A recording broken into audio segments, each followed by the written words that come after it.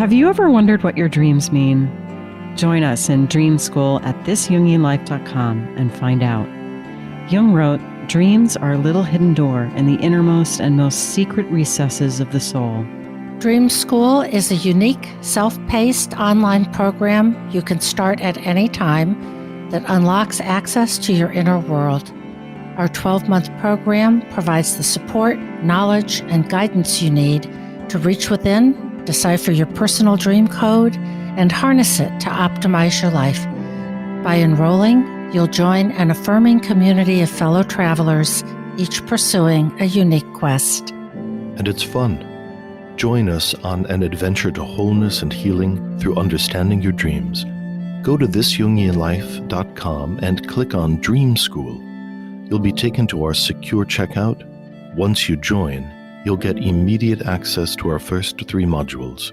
You can get started right away. We look forward to seeing you there. Welcome to This Jungian Life. 3 good friends and Jungian analysts, Lisa Marciano, Deborah Stewart, and Joseph Lee, invite you to join them for an intimate and honest conversation that brings a psychological perspective to important issues of the day. I'm Lisa Marciano, and I'm a Jungian analyst in Philadelphia. I'm Joseph Lee, and I'm a Jungian analyst in Virginia Beach, Virginia. I'm Deborah Stewart, a Jungian analyst on Cape Cod.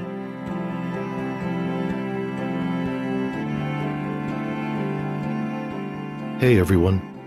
We're taking the week off to celebrate the holidays with friends and family, so we're bringing back a favorite episode, Scrooge on the Analytic Couch. We chat about the striking images and archetypal themes in Charles Dickens' A Christmas Carol. So pour a hot toddy into your favorite childhood Christmas mug, don your flannel nightshirt and cap, and settle in to welcome a few spectral visitors. Take care of yourself and those you love this holiday season. We'll be back next week.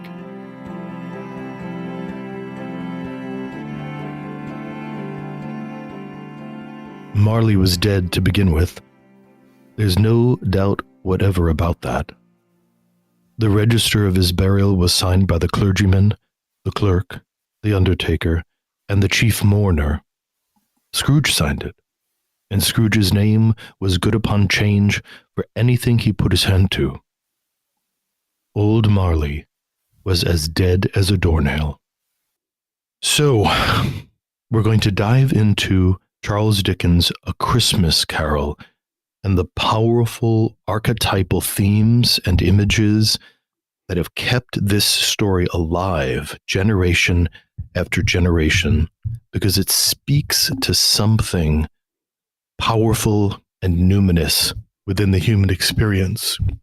Yeah, I've always loved this story, and I'm sort of a big fan of it in all of its versions. And there's that kind of movie version from God knows when called Scrooged. That's just great, the musical version. And it occurred to me a long time ago, the sort of parallels with this story with a kind of deep analytic process. I'm not the first person to notice that. Other people have written about it. We thought it would be fun to kind of take a Jungian view on this particular story, which we think is particularly apt. It's endured, as have many, many, many of Dickens' works, because it does speak to something universal. And this time I hadn't read it for many years, and I was deeply affected and touched by it, of the path of transformation encapsulated in, 100, just a few more than 100 pages of tale of what transformation looks like. And it seems to me that it is, of course, no surprise related to feeling. And I think that there's something about a story, a fictional story, that can reach behind the listener's defenses and install a metaphor that works behind the scenes. So I think the indirect method of kind of educating the soul of the listener is really powerful and is part of the kind of literary and theatrical genius of this work.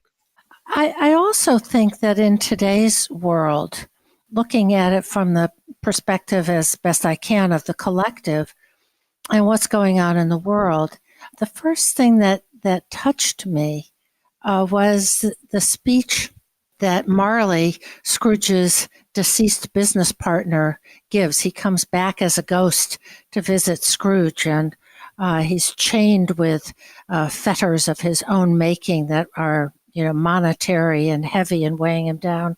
And Scrooge says, "But you were a really good businessman. You were a great partner. Why this terrible fate?" And Marley says, "No, it wasn't that business was his business." He says, "Mankind was my business. The common welfare was my business. Charity, mercy, forbearance, and benevolence were all my business. The dealings of my trade were but a drop of water in the comprehensive ocean of my business." So it's a call to being connected with wider concerns, isn't it? Yes. And it's also what we would call golden shadow. Yes. So interestingly enough, depending on how our outer personality is constructed, if we're in, let's say, Scrooge's position, where we're very miserly, we're living a very stingy life spiritually and materially, what it means is that our generosity, our capacity to give and be concerned about others is still constellated in a secret place in the unconscious. And it does reproach us. And it's not congruent with the miserly worldview, so it feels like a nightmare. Mm-hmm. But there's a Marley inside of Scrooge that is speaking about these concerns and is trying to break through his kind of defensive attitude. Yes. And of course, in the beginning of the story, the first scene we see is, Scrooge is in his counting house and there's his clerk freezing in the back room. And he's visited by these men seeking collections and by his nephew. And, he famously says, "Bah, humbug." He has a very rigid, defensive personality, rigidly defended against feeling, against connection, against life. So this is a kind of personality structure, we could say. And I think the other thing that Dickens really illustrates over and over again is how important joy is. Of not just all these sort of good, virtuous feelings like, compassion and generosity toward your fellow man, but he has all these wonderfully specific images of people enjoying being in their families, children enjoying playing in the snow, shouting and being glad. Yeah, and this is right in the beginning and of the story. Their children singing, and Scrooge shoos them away, and Scrooge cannot allow himself to feel that. He cannot allow himself to join in his clerk's happy anticipation of a day off with his family. And not just not allowing it, he's actively attacking it. He's defending against it and stripping value out of it. Yes. Yeah. And that's a powerful psychological defense when we see something that actually might thrum a chord of pain in us, pain because we're repressing our capacity to engage. We have to really feel that we have to go after that thing. Right. So we all have a little Scrooge in us, right? For sure. There's always something that we're defending against and pushing away, some part of life that brings pain with it. And then so there he is at home at the end of the day, and he has this encounter with his golden shadow, as you pointed out, Joseph. Marley, who says, I need to try to save you. I need to try to crack you open, and here's how it's going to be. One of the interesting things I find about this part is Scrooge says something like, "You're just a bit of old cheese," or, a crumb of undigested potato, or something like that. I don't know that I'm quoting it accurately. But in fact, in Victorian times, it was supposed that eating toasted cheese before bed could result in nightmares. And so there is this kind of reductive attitude toward the unconscious, or wanting to kind of reduce everything to a biologic process, right? And we know that is very much a kind of modern attitude that depth psychology works against. That we're bringing the compensatory view to that no, this isn't just a byproduct of moldy cheese, that there's something important here. Right. It's the same thing as saying, oh, I'm not depressed. It's just a bit of inadequate serotonin. It's another way of just reducing it down to some kind of chemical metabolic process. And isn't that the first thing we often do when we are confronted with something difficult? Is to deny it, to strip it of value, to minimize it. It's not a big deal. Just a bit of moldy cheese indigestion. That's all. And it depotentiates it in a way by minimizing something in any different realm. It makes it feel like it's something we don't have to be scared of. It's something we don't have to be affected by. Oh, it's just so-and-so. It's just that. And you hear that in common conversations when people are like, oh, everybody feels that way. So the way of just tamping it down, which in a sense, maybe, for Scrooge, he might need to do that to not lose his shit, to kind of just stay intact, at least initially, with this kind of astounding, outrageous stuff that's happening. If we think about someone coming into analysis, maybe if we think about Scrooge coming into our consulting room, and saying, well, there's nothing wrong with me that, a little bit of SSRI won't fix for my, my serotonin problem or something. Yeah. And Joseph, it might be that's where the person kind of needs to start, because if you say, well, no, we're going to take you on this journey and you're going to be met with three spirits and, face this really frightening experience, they'd run out of the office, Well, and just so that we know, the word humbug, it actually means mendacity. It means lies. So every time he says humbug, what he's saying is lies. And we have had clients who are like, we do clinical dream analysis. Dreams can give you information, and it's not uncommon to first get a humbug. About that, and then you have to kind of prove it, much like okay, how to be proved to Scrooge. Scrooge does go through all of those defenses. It's very briefly done, but it's very much like what happens when we're confronted with truths about ourselves that we don't want to deal with in the analytic process or just in life. The cellar door flew open with a booming sound, and Scrooge's first thing is, it's humbug. It's humbug, so I won't believe it. So here's this dramatic entrance of Marley's ghost that can't be doubted, but Scrooge isn't going to believe it. Then he goes to the cheese defense of it's indigestion. The cheese defense. Yeah, Cheese defense, I like that. The famous cheese defense. And they go back and forth arguing about whether, how real is Marley to Scrooge. And then finally he says, old Jacob Marley, tell me more. Speak comfort to me. And Ghost says, I have none to give. Mm-hmm. Before that, there's a really important moment, because if we analyze it like a dream, is that Scrooge keeps evaluating him. And then finally, Marley takes off the shrouding from his face, and his desiccated face is revealed, and his jaw kind of actually collapses down onto his chest. Yes. And it's the face of Marley and the decay and the horror of it, that's actually what Scrooge needs to believe that this is not humbug, that something real is happening to him. And what that makes me think of is someone who perhaps is in an addiction. I mean, I think this happens actually in lots of life crises, but we see it typically in, for example, AA, where you've been kind of living your humbug for a long time. I don't have a drinking problem. This isn't a big deal. I'm not an alcoholic. And then you hit bottom.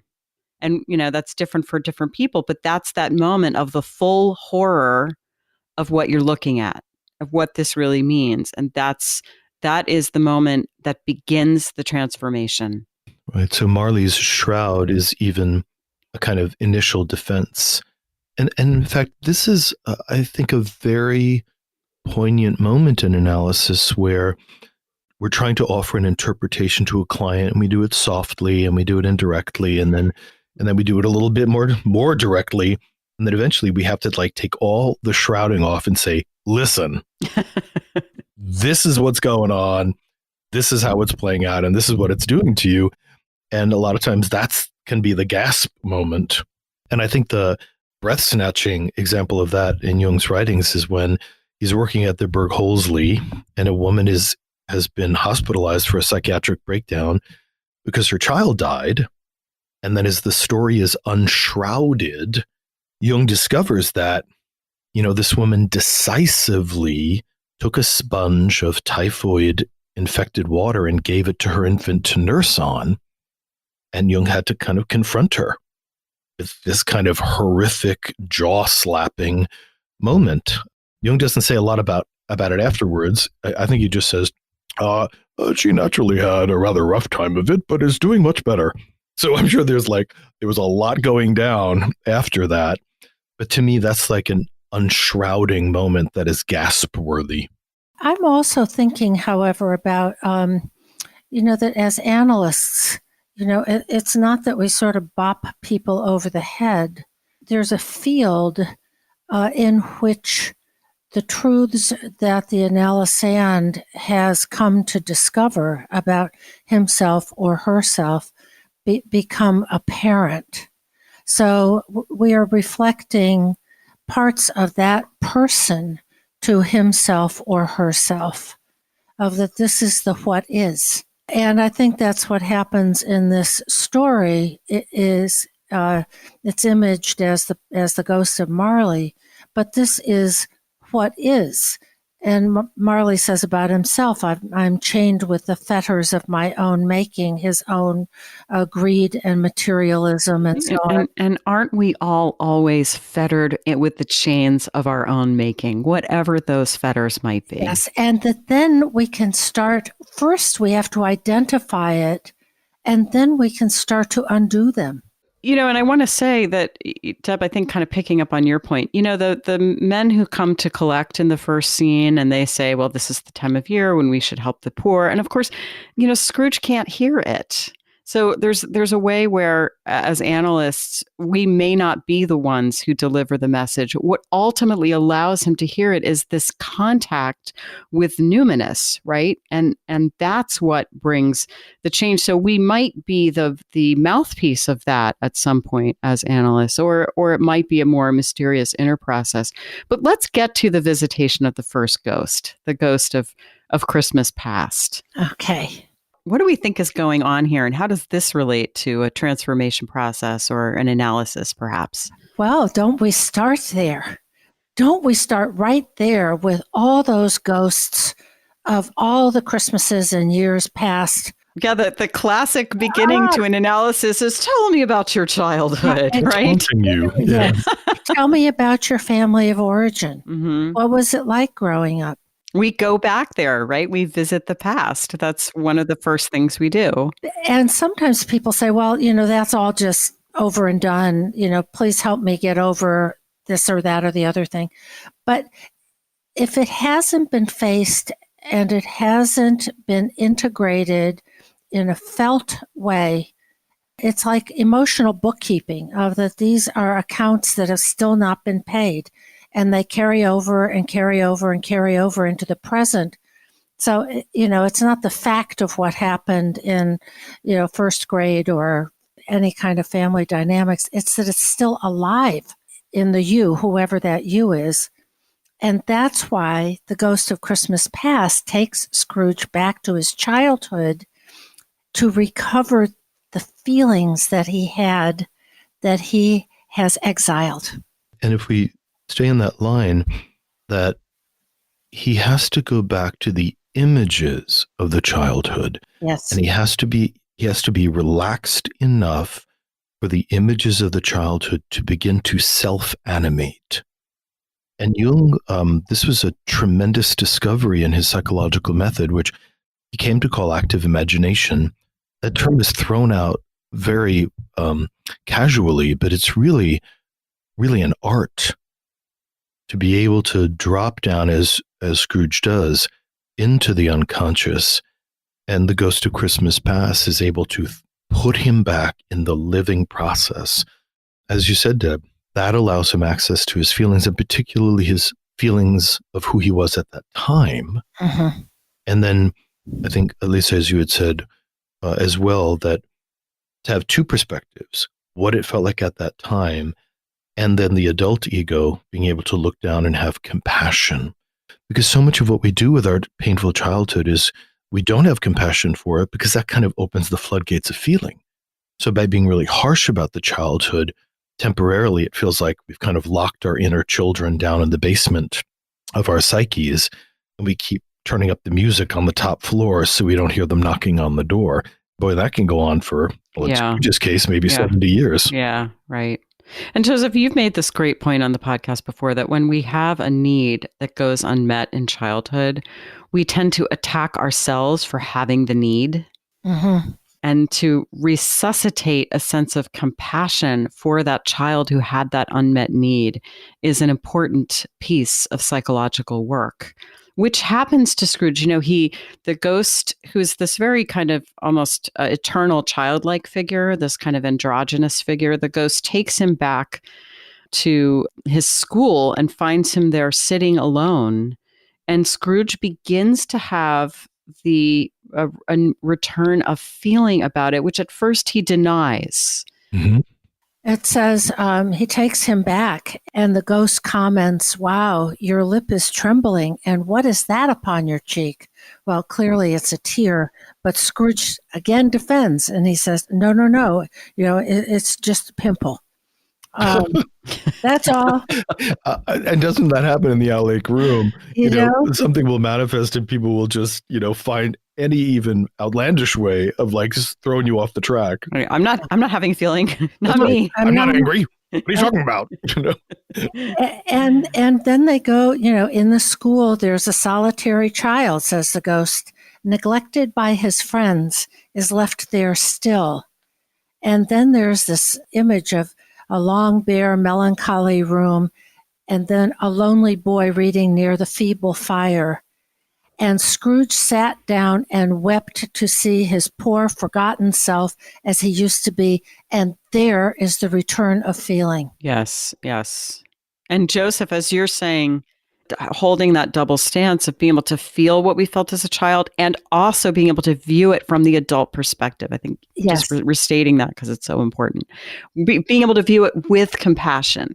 And I often image that as being able to be on the playing field and in this active imagination, as it were. Scrooge is back at school and have a seat in the skybox. And that's how Scrooge goes back. He sees himself as an other, as a lonely boy in a cold room. And that's a difference between having a neglected boy and being a neglected boy. Because when we are being the neglected boy, people will have that memory and then they'll just be furious at the other boys in the story who are out in pony carts and, having fun outside with each other. And all of the resentment around that keeps kind of just replaying the old script.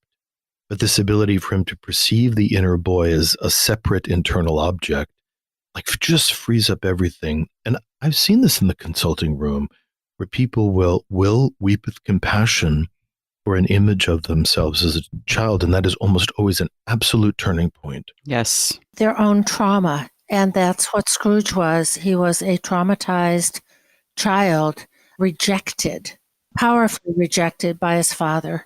Right. So here we now know that Scrooge had a negative father complex, which he lived out by behaving that way later in life. I mean, he's sort of notoriously awful to the children. He's mean to the kids. So he identifies with the aggressor. He has internalized the harsh, ungiving father that he had, has become his own way of operating in the world. And we know that in the story because there's just this little tiny section where his sister Fan, which I suppose is Fanny, shows up to collect him. And it's this astounding, joyous reunion. And Fanny says, Father used to be this really harsh, angry fellow, and he's kind of changed. And because he's changed, you're permitted to come back to the house. There's an enormous story about that, which is there was this point where Dad seems to have found him the unacceptable son and then kind of banished him all year round to a boarding school. And generally speaking, boarding school, you would go home for the holidays and home for the summers, and only the most problematic situations would keep a kid at boarding school all year round. To Brits, I'm sure, who are reading this, that's a very telling moment that a boy isn't even permitted to go home for the holidays. And by the way, there's a whole literature now about boarding school syndrome, basically written about the British boarding school experience, what we call here boarding school. And it is about, it is traumatizing for sure. And it is about trying to separate kids from feeling, to make them very stoic and all that. Stiff upper lip. Yeah, that's right. But there was this redemptive moment where Fan comes, and perhaps in a sense comes as the first anima image, the first kind of restorative feminine moment where he somehow is worthy and is an object of joy because she takes pleasure in seeing him at that moment. It's not enough to change the whole course of things, but it creates a little spark of something which is curious. And we don't know what happened to Scrooge's mother. So if this were a fairy tale, in a way we would say there's the missing feminine. Yeah. There's so many tales that start out with a king and 3 sons, or, the father is somehow missing, absent in some way. And this one, the mother is absent. Which makes sense because we're dealing with an absence of feeling, right? So there is something missing in the feminine principle. It's an absence of nurturance. And I think that this absence of the feminine, or the relationship with the feminine, is related to the next place, maybe, that the Ghost of Christmas Past takes him. Ghost of Christmas Past, after Scrooge comments about how his sister was always a delicate child, takes Scrooge to his engagement to a woman who's his fiancée, obviously, and she releases him from the engagement because she says that she has been replaced in his affections by an idol, and the idol is money. And she says, "You don't love me, you love money." And so everything that made my love of any worth or value in your sight basically is gone. Yeah, so just not to belabor it, but again, there's something here about his relationship with his feeling side that he just can't stay in relationship with it, right? Yes. He's had some positive experiences with his sister, and obviously with his fiancée, and even with his first employer, who was very kind. But because he's so impoverished inside himself, he cannot internalize and integrate these experiences that he's been offered of love. He's too defended. So one of the ways that Freud might talk about this, and Freud wrote about the miser complex. And one of the suppositions is that the individual, for a number of reasons, has kind of become terrified of life, and that as a way of managing that, they organize the life from a fantasy of control, and then they become obsessed with retaining and avoiding losing anything. And so if we come back to that moment where perhaps there was an initial love with this woman, I think it might be Belle. Yes, is her name? That's her name. So there's this spark of love, but Belle is an animated living person who is as uncertain as any living person is, while money and finances and accounting and ledgers, that those are things that Scrooge can really control, that will never abandon him, that will never hurt him, and that he can make it be whatever he needs it to be. And you can't do that with a girlfriend. Right. And of course, that need for control is one of many possible responses to trauma. Absolutely. Pretty common one. So there are a number of experiences that Scrooge is granted by the Ghost of Christmas Past, which revives a sense of his personal narrative.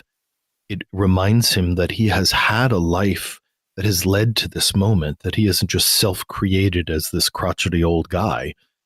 and that his feelings are being leavened by encountering the fact that these images are still alive in him, in his soul.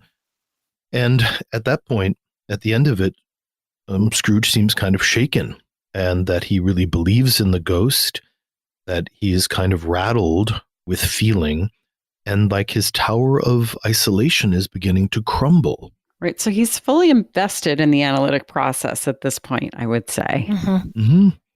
Mm-hmm. And his narrative, I mean, one of the things that happens when we go back and visit our past is our narrative about ourselves starts to shift a little bit. Yes. And at the end, despite his anguish, Scrooge observed that its light, the light from the ghost of Christmas past, was burning high and bright, and dimly connecting that with his influence over him. He also sees and feels life coming back through his grief and his mourning and anguish. And maybe before we move on to the next visitation, it's a moment here just to talk about the nature of these visitations, which are kind of dreamlike. I mean, he goes to bed and then the ghosts come. So one way we could see this is that these are dreams, which we know as Jungians that dreams can be very healing and can bring back important content that's lapsed from consciousness. And also that these are numinous beings. You know, these are not, as I think one of us said before, you know, he wasn't going to get this message just by being lectured by someone. You know, you have to come into contact with the objective psyche sometimes for a carapace of rigid defensive structures to be penetrated so that transformation can happen. And I think that's absolutely what this story shows. Yes, because the ghosts aren't like giving him advice, you know, well, you know what you should do. No, they're facilitating an experience. Yes, Right. Exactly. Right. A numinous experience. Yes. He has encounters, 3 of them, with other that he cannot doubt. And that's just what you were saying, Lisa, the autonomy of the psyche of, whoa, now I know.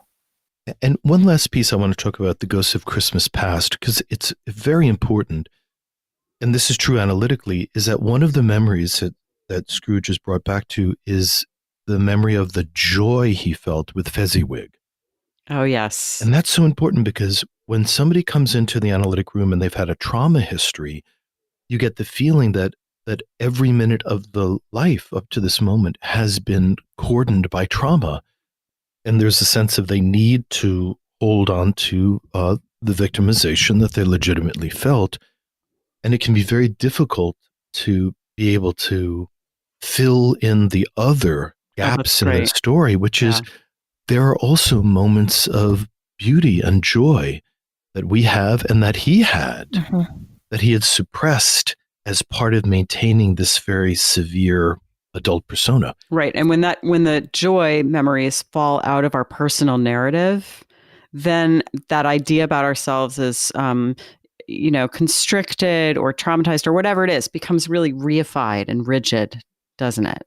It does. And we will selectively disallow other things that conflict with our personal narrative. Yes. So the Ghosts of Christmas Past really restores him to at least a sense of fullness that he used to have. Yes. And in all kinds of ways, in both extremes of feeling. So shall we move on to the ghost of Christmas present? He's the easily lovable guy.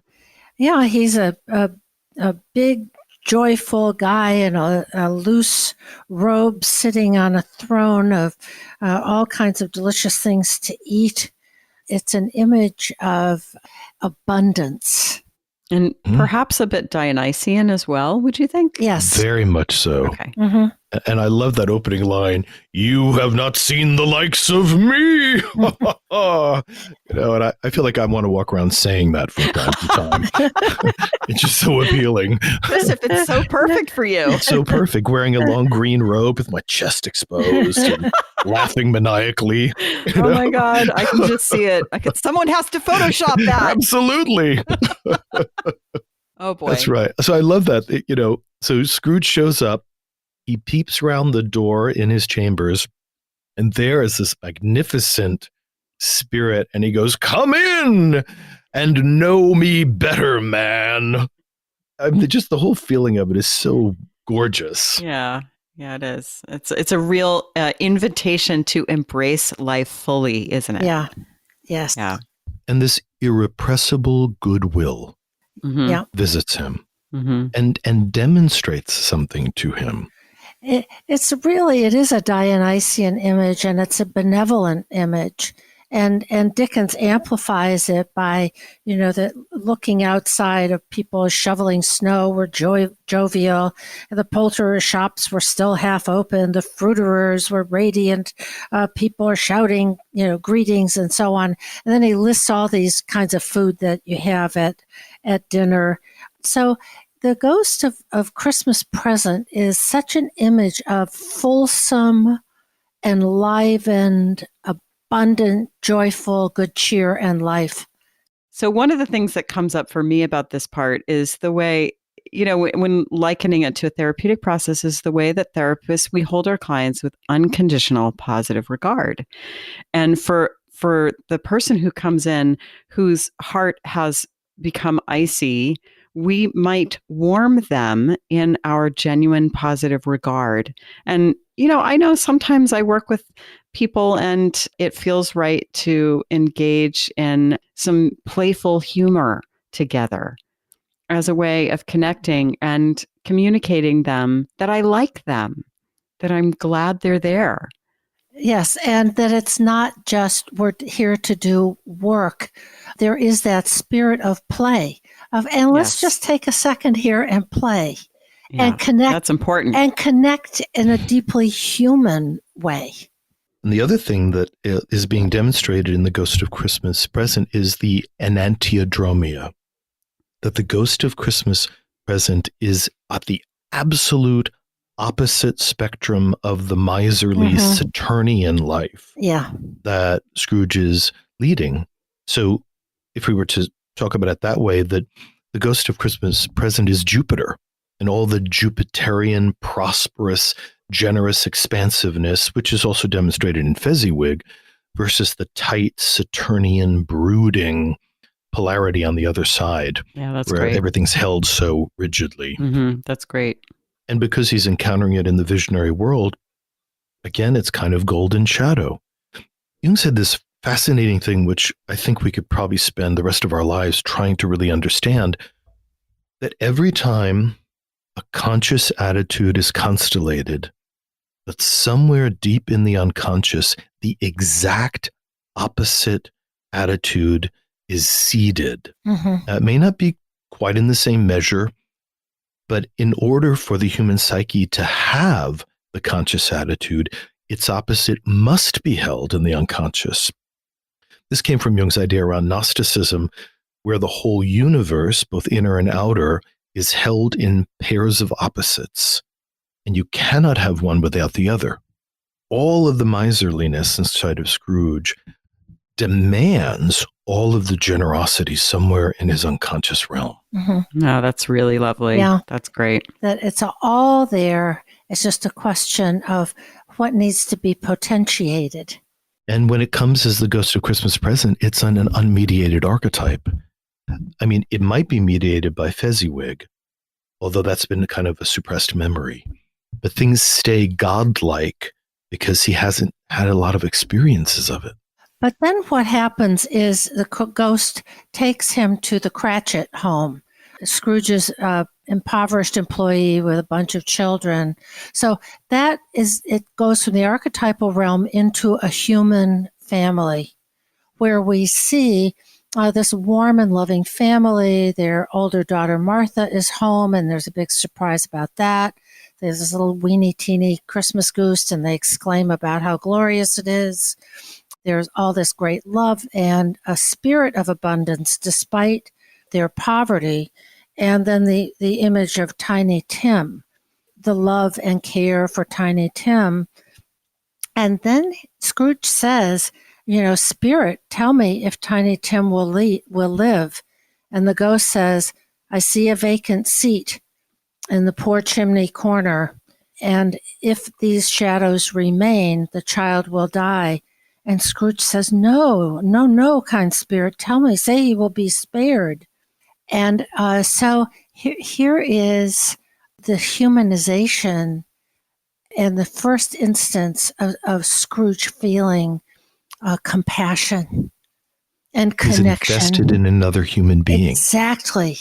It's Tiny Tim, who I would say analytically is his own very young, wounded inner child that evokes compassion.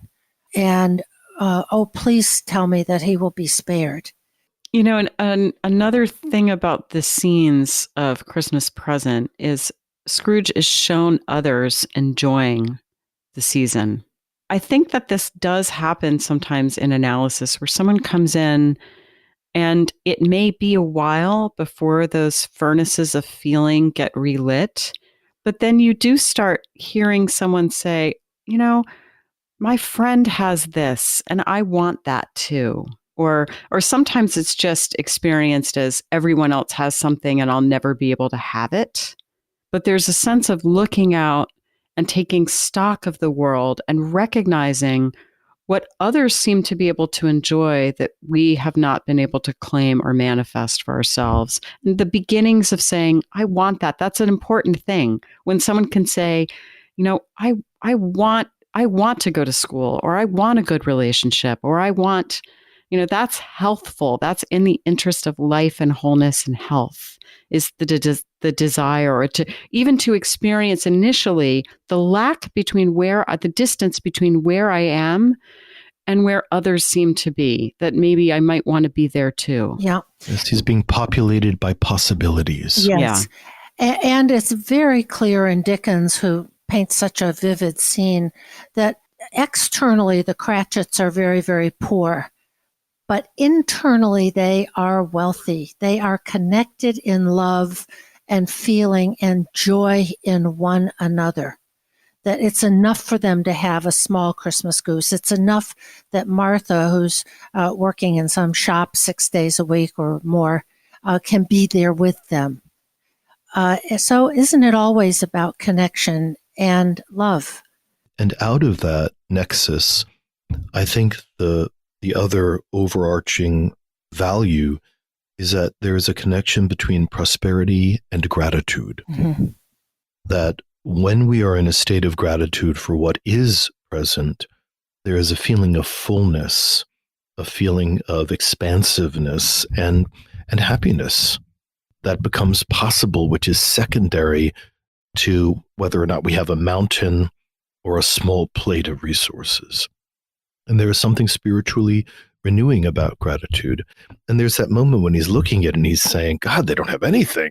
You know, he's looking at all this little pittances of stuff, and even a goose, he says, is, you know, nothing special about getting a goose. But when he sees the incredible investment and excitement and joy, it's an education that the prosperity does not live in the objects. It lives in the relationship to the objects. It's really lovely. It calls up a whole question of, you know, what is capital? Scrooge has plenty of money capital, but the Cratchits have love as capital. They have relationship as capital. They have attitudinal inner wealth of all kinds. And Scrooge is touched by that. He sees the truth of it. Mm-hmm. Again, we talk about this mediating of the archetypes, that we could read a book on this or, you know, lecture somebody about it, or we get lectured on it. But the brilliance of the story is that he doesn't just meet the archetype who just displays his godlike bounty and then says, here, it's all here. But as we said before, he finds all of these human, poignant examples of it. And it's the examples that weave through the defenses. And by the way, it's not just that the ghosts are coming to crack Scrooge open, that he's having this encounter with the archetypal world, although that's the main agent of change. But there are those in the outer world that meet him with kindness and warmth. Bob Cratchit insists on toasting to him, and his nephew Fred remembers him warmly. and that's important too, that there are those forces in the outer world that will come to meet us and cheer us on in our transformation. And that is a depotentiation of a negative inflation. That Scrooge is negativity, his hostility to all of that feels godlike in his ego inflation. So to see all of these environments, like with his nephew Fred and with Bob, that his hatred is impotent against this spirit of goodwill. And that is a very important relativization. Mm-hmm. He is not so toxic that the whole world has been blighted. Well, that's very much like that Winnicottian idea where the baby destroys the object and then the baby realizes that, or the baby thinks he destroys the object with his hatred. And then the baby says, "Hello, object. I did not destroy you." And that's the beginning of love. I'm paraphrasing Winnicott perhaps very badly, but Winnicott was a British psychoanalyst who wrote some very important works, and he talks about, how exactly what you're saying, Joseph, that our negative emotions that kind of go out into the world and want to blight things, when we realize it doesn't work, that is a moment, isn't it? Yes, the only field he's scorching is the one in his own heart. Yeah. And actually, that's a kind of relief, I bet, for him on a certain level. I think what you're saying is really important, Joseph. And because when we are small, any small child, in your Winnicottian story, these feelings are archetypal. Of the child's fury is so powerful that he thinks that it can incinerate his mother. And it gets humanized when he discovers it's not that powerful, it's just a feeling. Dickens does this with Scrooge. He has these numinous encounters with the spirits. And then he introduces Scrooge to the Cratchit family as an observer, and then to his nephew Fred's family. So here are his feelings being humanized and reduced from these archetypal proportions to what it looks like in lived human families and relationships. Another dimension I'd love to bring out, which is connected to that, is that there's a section where he visits his nephew Fred's Christmas party. And one of the things that they do in the Christmas party is they play blind man's bluff. And one of, I think it's Fred's friends, has his eye on one of Scrooge's nieces, the plump one. And in this blind man's bluff, there's a very elaborate story about him clearly being able to see through his blindfold and chasing this girl around and then pretending to touch her face and her hands, which was pretty intimate stuff in Victorian era. And Scrooge is kind of a little scandalized, but clearly titillated by it. And I think in the wisdom of the story, they're talking about the erotic dimension of joy. That it isn't just happy about food or happy about prosperity, but there's also this, there's eros in a very intimate, touching way. Mm-hmm. That's lovely. And just before we consider the next ghost, there is this really sobering end to the visit with Christmas Present. Oh, right. Which is, Scrooge has been noticing something odd going on with Ghost of Christmas's robe. There's like a movement under it. He thinks he's seeing something poking out from under the skirt of the robe. And finally, interestingly enough, he begins to get curious. This is actually a very important moment analytically, because all of this numinous stuff is happening.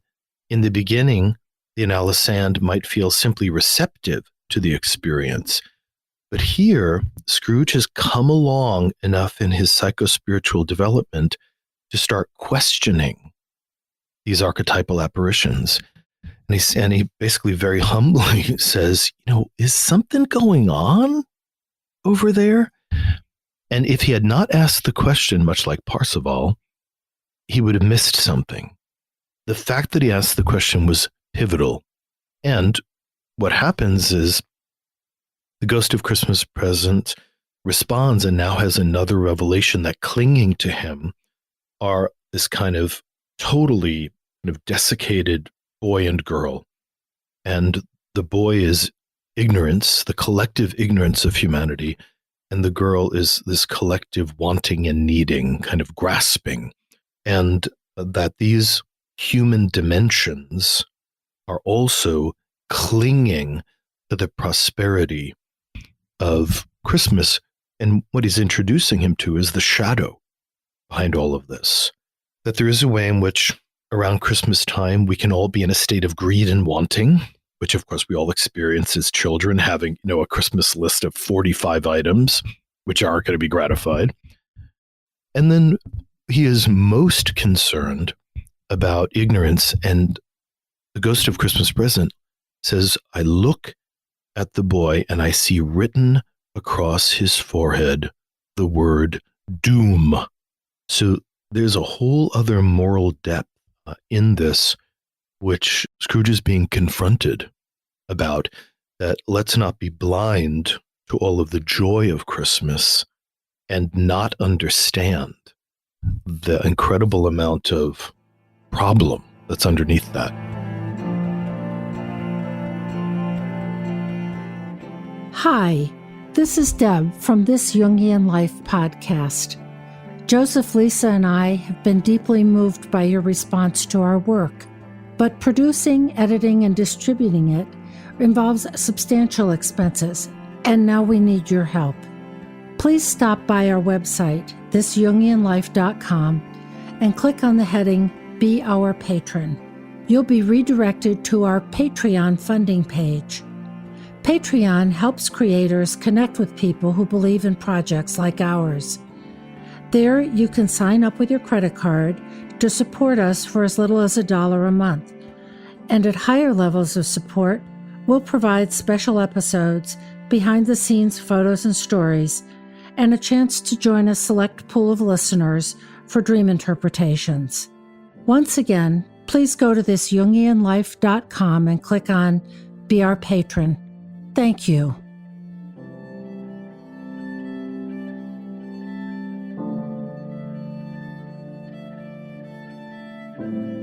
So one of the things that's coming up for me around these children, which I think there's several different ways to relate to them, but Joseph, you brought up the issue of morality. And of course, this wonderful story that we're talking about operates on many different levels. We're mostly looking at it psychologically, but Dickens very much wrote it as a social commentary and to galvanize public support for more compassion for the poor. And it was quite successful.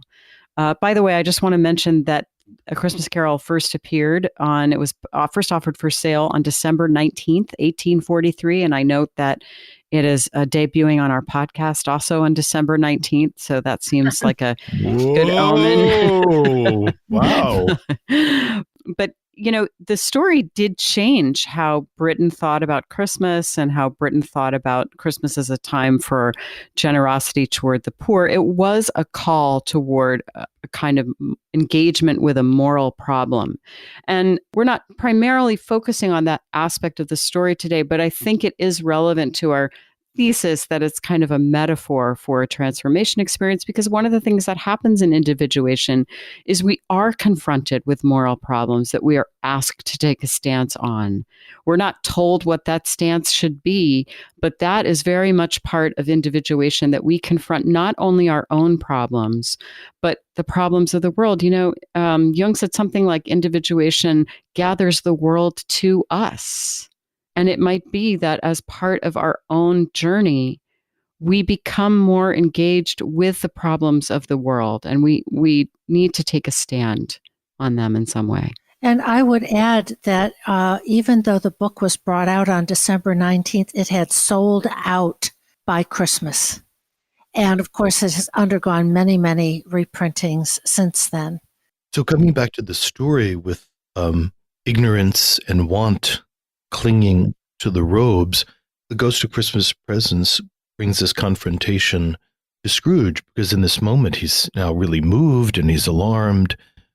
And just the day before, he had been ferociously shoving people out of his face who were looking for donations, and said, well, the poor people, these kids, just put them in a workhouse. Aren't there prisons to stick these people in? Mm-hmm.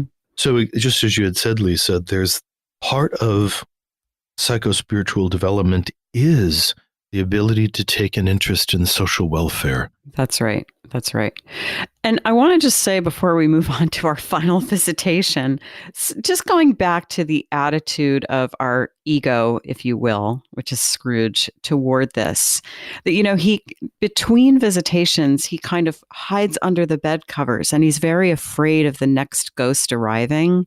And yet he's also fully engaged, isn't he? I mean, he no longer doubts that he's no longer using the cheese defense. He's taking this deadly seriously. Joseph, you make a great point about him asking that question of the ghost of Christmas present. He's really on board. He's really invested. And again, I mean, I think we can see this in an analytic process that it can be quite terrifying to undergo analysis. It often is.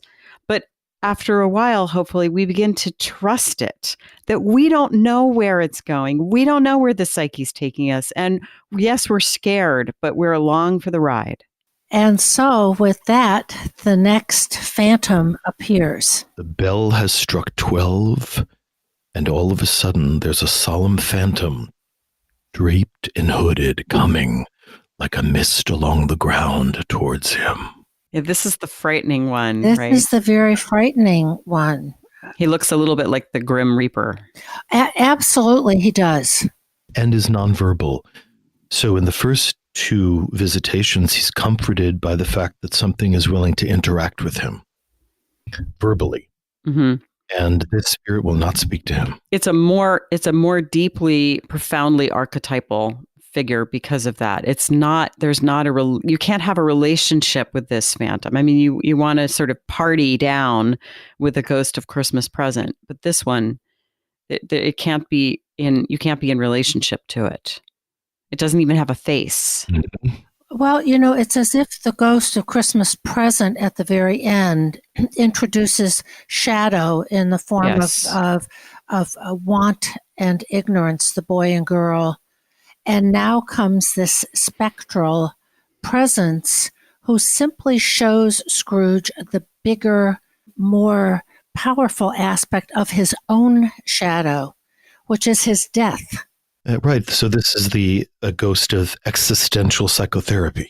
Mhm. Yes. Really? Yeah. Yep. We're all gonna die. So what are you gonna do about it? Absolutely. The ghost of Viktor Frankl is coming forward to point out some difficult truths. Yes. And what he sees through the ghost of Christmas yet to come is his own death. And then there's these various scenes of people not caring. People come and take away as many of his possessions from his apartment as they can to basically pawn them and resell them. There are no mourners. No one cares. That's the image that Scrooge has not had relationships. And so when he dies, all that people care about is material gain that they can get their hands on. The same thing Scrooge has cared about in his life. Yeah. The psychoanalyst Karen Morota makes this great point in one of her books that in our culture, we all tend to be very polite with each other. And so if someone is offensive or their behavior is such that they're always alienating and isolating people, that person's experience is likely to be that people just avoid them and ignore them. And there's not a lot of opportunity in our society for just really blunt feedback. And that is a role that a psychotherapist can play. Let me reflect to you what's going on, for what you're constellating relationally. When you constantly reject everything I say, for example, that makes me feel like you're not interested in me and you don't value what I have to say. If you're enacting that same pattern in all areas of your life, is it a surprise that you're having trouble, progressing in work or making friends or that kind of thing? So, that we as therapists have a place where we can hold that mirror up and say, here's what you're doing. Here's where it's likely leading. And it seems to me that that's part of the function that the ghost of Christmas is yet to come, is kind of holding up a mirror. Look, here's what you're doing. You're alienating everyone because you only care about money. And that's the consequence. And the profound thing about this story is it starts with compassion for self and feeling sad and grieving, but it ends up in this place where Scrooge it's demanded of him that he take responsibility. And I think that that also is an important part of analysis. Yes, let's look at the trauma, let's look at the past. And at some point, it becomes about us taking responsibility for ourselves. And, we were all dealt a hand. What are we going to do with the hand that we were dealt? Yes, I think that the Ghost of Christmas Yet to Come is about accurate forecasting. It has something to do with the capacity for foresight and consequences, and to confront those consequences, and to see if that motivates us in any particular way. And a lot of what we do in certain points of analysis is we help the client forecast where things are moving or likely moving, and have them develop some relationship to that as part of their decision process. So we could say that there's a way in which Scrooge has been acting really impulsively without a sense of future. I see this when someone, for example, comes in and is thinking about leaving a long-term relationship. And, that is rarely a decision without major consequences. And it can be so easy to want to elide over it and just sort of treat it like there's a simple answer. But serious people, and most people who enter analysis are serious people, will really get that there's a lot at stake here. And it has to be very carefully weighed. And there is some forecasting that can be done, because there will be costs. No matter what you choose, there will be costs. Yes. Yeah. I was also thinking, Lisa, about this this third stage in analysis or in spiritual growth, where, as you were saying, there's a need to take a full responsibility. And it reminds me of a really powerful quote that I like to bring forward from time to time of Jung's work.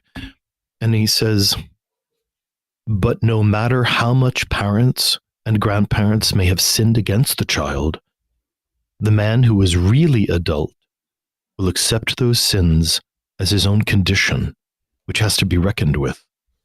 Only a fool is interested in other people's guilt, since he cannot alter it. The wise man learns only from his own guilt.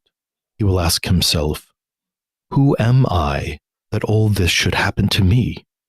To find the answer to this fateful question, he will look into his own heart." Yeah, and I think that that is what the spirits have allowed Scrooge to do, is to look into his own heart.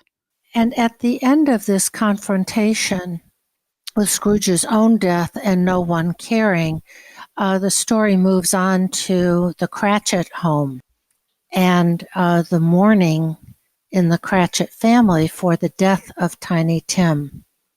And Scrooge says, isn't there any feeling or anything anywhere? And that's where the spirit takes him to the Cratchits. And this wonderful sentence as the family sits, and he, with a capital H, he took a child and set him in the midst of them, which is clearly, in my view, a reference to the Christ child. That every child is the Christ child.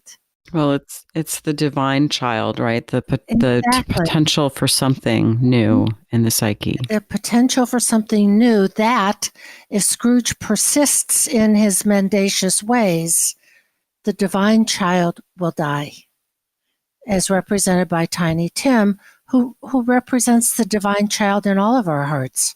And if we think about it that way, then the divine child is his own capacity to be redeemed, his own capacity to be forgiven, and the whole kind of birth, death, and resurrection cycle. Yes, exactly.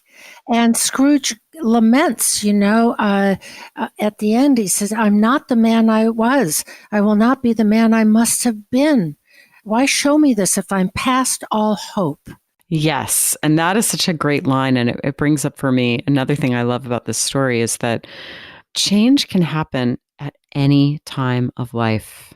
And it certainly happens that people enter analysis late in life, perhaps being a bit like Scrooge and having lived in a defended way. But if the right conditions exist, this kind of process can happen at any time. It is always available to us. It's never too late. And it may happen many times. over the Absolutely. course. Absolutely. Of course. Yeah, absolutely. So another section that I think is really, really important is that Scrooge is sitting and watching the way these various figures have pilfered his home and his belongings, have literally like secretly come in and taken the curtains off of his bed where his body is laying. One person, one of the house cleaners, I think, literally like took the fine shirt off of his corpse and put some threadbare thing at it. So it evokes this feeling that the crows have now come to start picking at the carrion, and that he is seen as nothing more than something to be pilfered, that he has no other real value in anyone's minds. And the grossness of it and baseness of that scene actually is reflecting part of Scrooge's own character, that as this rapacious materialist, he has also walked through life looking for any piece of value that he could take, steal, co-opt for himself. And they really represent that quality in himself. Mm-hmm. I think it can have a correlate in the analytic process. I mean, I've certainly had people come in and, Joseph, like you're saying, sort of like try to strip value of the whole process all the time, and, kind of deny, reject everything that I say. And no matter how careful I am, they always sort of push me away and assert, their own dominance, for example, in the situation. And it seems like, I mean, a lot of times when that's the case, they bounce after one or two sessions, because it seems like they're just not open to relationship. And that, I think, is kind of where Scrooge was, right? Is that he was not open to relationship and needed to strip everything of value and turn everything into a kind of monetized transaction, rather than being able to reach out in the realm of feeling. Right. He had no experience in the commerce of love. Yeah. And so at the end of his life, when just the refuse of his body was left there, he was treated as he had treated everyone else, that he had not invested in other people. And so there was no one who was invested in him, no one who was invested in whether he had lived or died. And even his money, I think it's talked about, there's no even sense that he left his money in his will to anyone.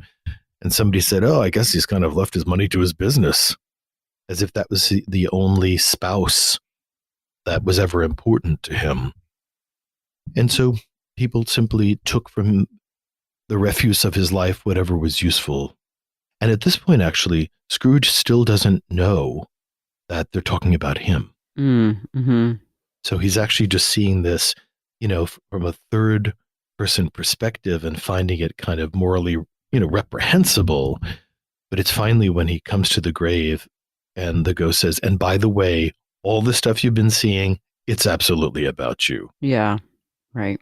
And then there's a very important moment, both theologically and psychologically, where he comes to the ghost of Christmas Past and he says, are these visions of what will occur or might occur? And that is an enormously important moment. Oh, hell yeah. It's an important analytical question. Right. What is my ability to change myself? What is my ability to change, to impact the world that I live in or the situations around me? And if we believe that we can't, then, what's the point, right? And it's never hopeless. It's never hopeless. That's the point. Is redemption possible? Yes. It's not assured, because he still may not figure out what to do. And clients come in all the time, mired in all kinds of suffering or all kinds of terrible things that they've done or have been done to them. And often they don't get to this moment, which is, can anything be different from this moment forward? Because the trap is, in the beginning, that I feel this horrible, the future will always feel this horrible. And therefore, is my life even meaningful? And that can even lead to kind of suicidality, Absolutely. suicidal thinking in people. And I find that it's not uncommon that people might ask me in the beginning is, do you think there's hope for me? In essence, they may not say it exactly like that, but I think it's a profoundly important thing that I say yes, and that I believe it. And I do. Yes, I have seen this change. I know this can change. I know it. And I can hold that hope. Joseph, like you're saying, the other person might be like, I can't even imagine it'll ever be different. But it's important that I know that it can be different and that I'm holding that. And that is what happens for Scrooge. It does.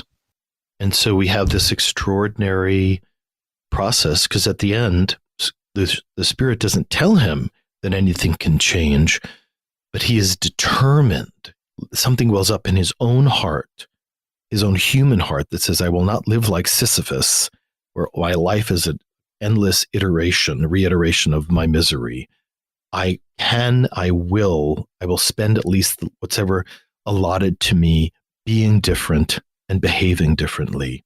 And that's what he does. He takes ownership and he says, I will honor Christmas in my heart and try to keep it all the year. I will live in the past, the present, and the future. I will not shut out the lessons they teach. So he takes it on that he will integrate this and then, without any guarantees, do his best going forward. It's a moving moment for anyone to say, okay, now I'm ready myself to move into my own future and see myself, understand myself differently, do something different with myself in my life. And that all of this life force that was locked away in his inner vault, he's kind of opened up the bank vault where all the life had been suppressed and stuffed. And he says, as he wakes up, I don't know what to do. I'm as giddy as a drunken man. Merry Christmas to everybody. Yes. He's a little hypomanic, but in a really charming way. Yeah. Well, he's experiencing joy. Exactly, and he laughs and he greets everybody on the street and he buys the biggest goose that the poulterer has and sends it over to the Cratchit house, and he doesn't want them to know who it's from. He's just full of great fellow feeling. And he says the spirits have done it all in one night. Yes. And he says that the spirits, all three, now live in him, which is really lovely at the beginning of that chapter. So that they haven't been banished back into the unconscious. He has a relationship with them. Yes. And he's determined to keep them with him because of their medicinal effect. Yes. And he goes then and visits his nephew Fred and his family, the nephew whose joyfulness he had rejected. And then the favorite part in the very, very end of the story is the day after Christmas. And Scrooge is teasing Bob Cratchit. He has also gotten the spirit of play. Yes, he becomes playful. Hugely important. And so he growls at Bob Cratchit, who's late for work, and says, what do you mean by coming in here and at this time of day? And Bob says, oh, I'm sorry, I am behind in my time. And then he says, you are. And then Bob says, oh, but it's only once a year. I won't do it again. I was making rather merry yesterday, sir. Then Scrooge says, well, I'm not going to stand for this thing any longer, and therefore I'm about to raise your salary. And he says, a merrier Christmas, Bob, my good fellow, than I've given you for many a year. I'll raise your salary and endeavor to assist your struggling family. And we'll discuss your affairs over a Christmas bowl of smoking bishop, whatever that is. And then he says, Scrooge was better than his word. He did it all and infinitely more. And to Tiny Tim, who did not die, he was a second father. It makes me choke up. It's sentimental, but just deliciously so, isn't it? It is. It is sentimental, and it is a beautiful portrait of the redemption and coming into wholeness, wholeness in himself, and a relationship with the Cratchits and with other people. Of he's connected inside and outside with other people and the world. And that also is often similar to the outcome of a completed analysis, isn't it? And so with that, I kind of want to say, well, and God bless us, everyone. The very last words Dickens wrote in this novella. Absolutely. And the phrase that I wish for all of us as we move into the holiday season is, may the spirits of all three strive within all of us. Yes. You've been listening to This Jungian Life. From our website, thisjungianlife.com, you can follow us on Twitter, like us on Facebook, help us produce future episodes by funding us through Patreon, and submit your dreams for possible interpretation on another episode. We'd like to thank our listener who shared a dream for today's show and hope you'll let us know what topics you'd enjoy hearing more about. Until next time, keep living this Jungian life.